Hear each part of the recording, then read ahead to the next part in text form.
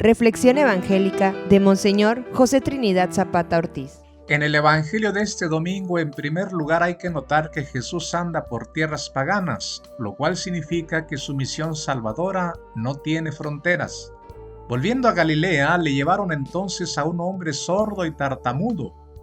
Llama la atención que no se menciona la fe de ese hombre, en cambio se dice que lo llevaron, como si él no pudiera ir por sí mismo.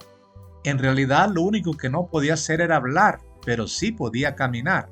Por otro lado, le suplicaban que le impusiera las manos, lo cual parece indicar que los que llevaron a este hombre tienen conocimiento de que Jesús, por medio de este signo, ha realizado curaciones. También podría ser que cuando se escribió este evangelio ya se tenía la experiencia de la transmisión del poder de Dios mediante la imposición de las manos. En el centro del evangelio está la acción de Jesús. Lo apartó a un lado de la gente, le metió los dedos en los oídos y le tocó la lengua con saliva. Después, mirando al cielo, suspiró y le dijo: Efetá.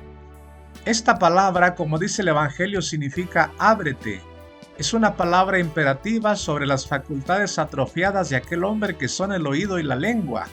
Se trata de una palabra creadora que hace lo que dice.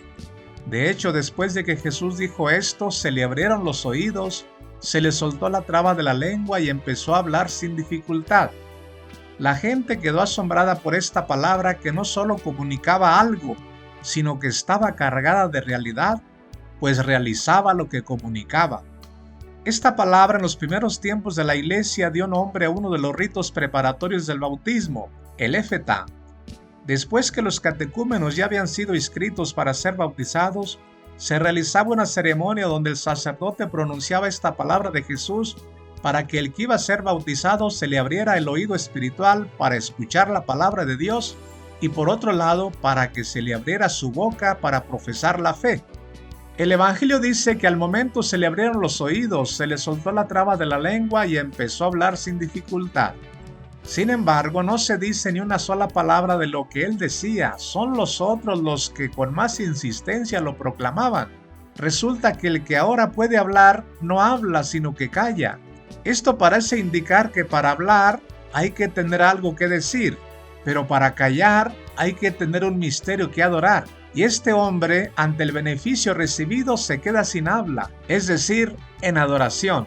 La expresión "qué bien lo hace todo" recuerda al libro del Génesis cuando Dios hace la creación. Vio Dios que todo era bueno. Pareciera una proclamación de fe de que Jesús tiene el mismo poder de Dios o de que es Dios que con este milagro está como haciendo una nueva creación, pues su palabra no solo comunica, sino que hace lo que comunica. Por otro lado, la expresión "hace oír a los sordos y hablar a los mudos" evoca lo que estaba escrito en el profeta Isaías: vuestro Dios vendrá y os salvará. Entonces se despegarán los ojos de los ciegos y las orejas de los sordos se abrirán. Es decir, que si Jesús hace esto, es porque es Dios que está cumpliendo lo que prometió en el Antiguo Testamento. Hermanos, nosotros los discípulos de hoy necesitamos recobrar el oído espiritual para escuchar la palabra de Dios y también necesitamos recuperar el habla para profesar nuestra fe en Dios, hacer oración y predicar su palabra a los demás. Que así sea. La bendición de Dios Todopoderoso, Padre, Hijo y Espíritu Santo descienda sobre ustedes. La Diócesis de Papantla presentó